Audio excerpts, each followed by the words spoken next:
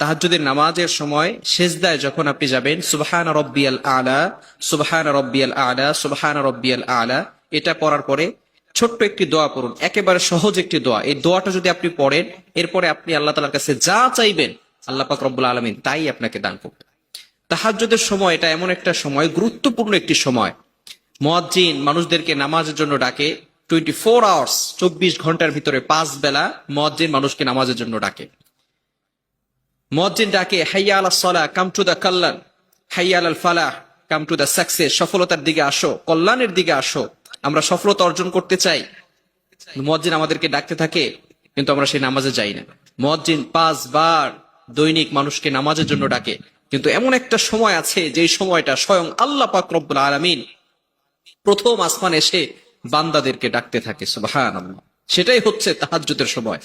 এই শেষ রাতে আল্লাহ পাক রব্বুল আলামিন প্রথম আসমানে আসেন।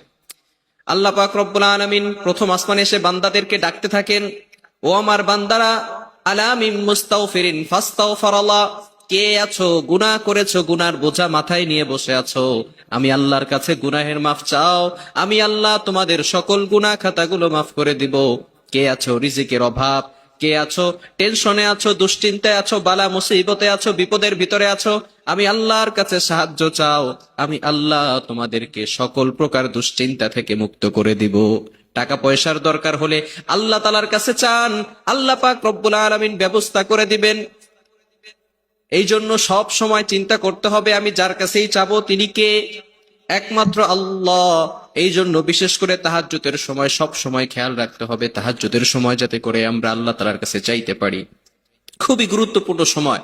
এই সময় আল্লাহ তাআলা আসমানের প্রথম আসমানে এসে বান্দাদেরকে ডাকতে থাকেন আর বলতে থাকেন, বান্দারা কার কি লাগবে আমি আল্লাহর কাছে চাও, আমি আল্লাহর কাছে চাও, আমি আল্লাহ তোমাদেরকে হেল্প করব, আমি আল্লাহ তোমাকে সহযোগিতা করব। এই জন্য তাহাজ্জুদের সময় উঠে আপনি ওই সময় নামাজে দাঁড়িয়ে যান, যখন সকলে ঘুমিয়ে থাকবে, সকল পশু পাখি ঘুমিয়ে থাকে, সকল মানুষ ঘুমিয়ে থাকে, তখন আপনি উঠুন, আপনার রবের সাথে সম্পর্ক করুন।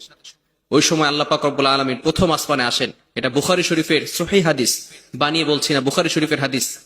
নবীজি সাল্লাল্লাহু আলাইহি ওয়াসাল্লাম বলেছেন, আল্লাহ পাক রব্বুল আলামিন শেষ রাতে প্রথম আসমানে এসে বান্দাদেরকে ডাকতে থাকে।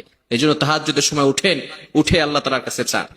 আপনি যদি নফল নামাজে, এই যে দোয়াটা এটা ফরজ নামাজে বলা যাবে না, নফল নামাজে বিশেষ করে তাহাজ্জুদের সময় যদি আপনি সেজদায় সুবহান রাব্বিয়াল আলা, সুবহান রাব্বিয়াল আলা, সুবহান রাব্বিয়াল আলা, এরপরে আপনি ছোট্ট একটি দোয়া পড়েন।